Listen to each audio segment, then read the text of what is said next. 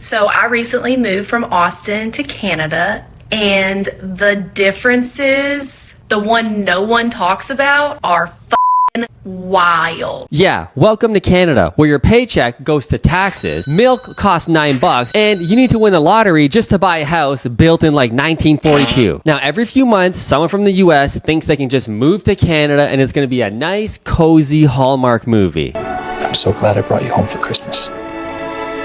Let's move to Canada where Mark Carney will take care of us. And then they realize, oh, this place just runs on vibes. People have been talking about a vibe session.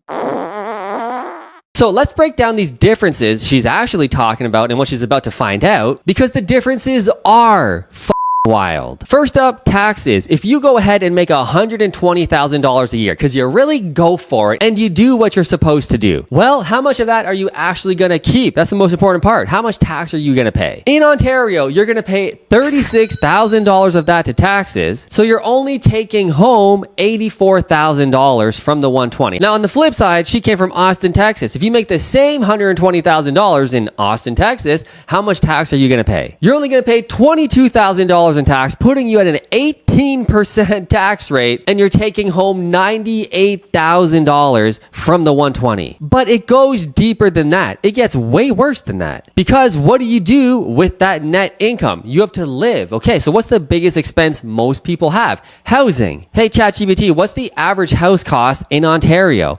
$833,000. And if you're living in an actual city, not rural Ontario, if you're living, I don't know, south of the GTA, Kitchener, Waterloo, Hamilton, London, house prices are closer to $900,000 to $1 million for a decent detached house. Now, that average house cost of $833,000 is just over $600,000 USD. Keep that in mind. Now, the average price of a house in Texas is only $298,000 US. Half the price of Ontario. Now, you're probably thinking that I'm full of shit. You can't buy a house for $300,000 in a good city. Here's Katy, Texas, just outside of Houston. Ever heard of Houston? It's about 20 minutes outside. Look at this house. $290,000. That's what it's listed for. You probably get it for like $280,000, but look at this house.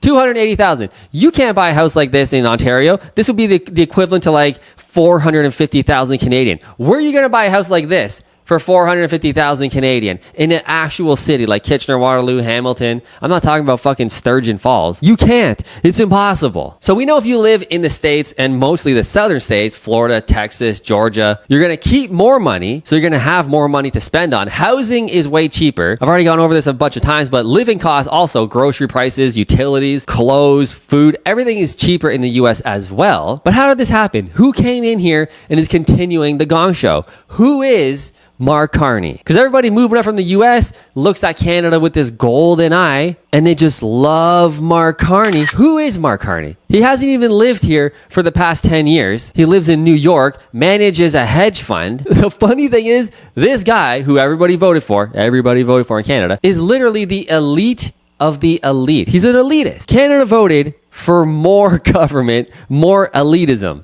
It's hilarious. So Canada got what it wanted. It got the hedge fund guy, got the Wall Street guy now running Canada. Let's see what he has to say now that he's gotten in about the budget, about Canada's financial health. Check this out. The federal government has been growing spending as a whole at over 7% a year on average. Growing spending. Over a decade. That's twice the rate of growth of the economy on average. Thanks, it's not Trudeau. a sustainable situation. Okay, so what do we do? We need to rein in spending. We need to find efficiencies. We're in the process. We need to rein in spending. We need to find efficiency. So what happened with the latest budget? Almost doubling our deficit. Who did that? Oh yeah, Mark Carney, the guy who just said, we got to rein in spending. We got to tighten things up. He's doubling down on the spending. So when that girl says the differences are fucking wild, they are wild. In Canada, you're taxed like the rich, but you're actually broke. Houses cost millions of dollars. Interest rates are still high. The cost of living is insanely unaffordable. The cost of food is insanely unaffordable. Carney's not making good deals right now with Trump. The tariff war is just getting worse and worse, it seems like, for Canada. Meanwhile, in the US, people are working, they're creating, they're getting paid more, they're getting taxed less because there's an incentive, there's a carrot at the end of the stick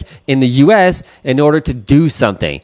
The more you do, the actual better ahead you get. You're not bogged down by as much taxes. You get to keep more of your own money. The tax system is way better when you're investing in things like real estate, stocks, businesses. You get rewarded more for taking risk. Here, when you take risk, the government just takes more money. So what's the point of taking risk? What's the point of starting a business? Which leads me to my final point of this video. This is me. I am a statistic. I had a business in Canada renovating properties. I had 13 employees in-house, employed indirectly, literally dozens, if not hundreds of people. We bought and sold over 150 properties, made a lot of money, but the worst part is we paid a lot of taxes. Now, I expanded that business down to the US.